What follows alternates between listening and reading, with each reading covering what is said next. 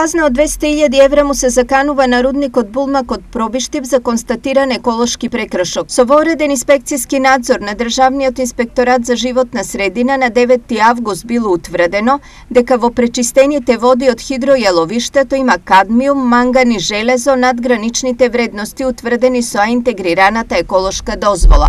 Уште полошок, а и манганот надминувањето е дури за 6 пати. За ваков сторен еколошки прекршок за голем трговец како што е рудникот Булмак, законот предвидува санкција од 180 до 200.000 евра.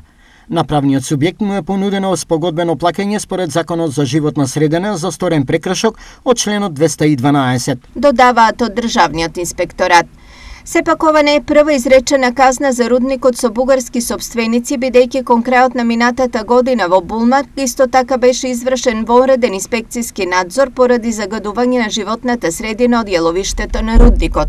Булмак беше задолжен да направи санирање на еколошкиот инцидент и беше поведена постапка за прекршок од трета категорија, каде што е предвидена казна од 100.000 евра. Со идејното решение кое предвидува нови постројки за пречистување на отпадните води од новото хидројаловиште, потребно е да се опфати пречистувањето на хемиските отпадни води со пречистителна станица на начин и третман со најдобро достапни техники, кои ќе бидат одобрени од надлежното Министерство за животна средина и просторно планирање. Објаснуваат од инспекторатот. Вкупно доколку Булмак не прифати порамнување треба да плати казна од 300.000 евра.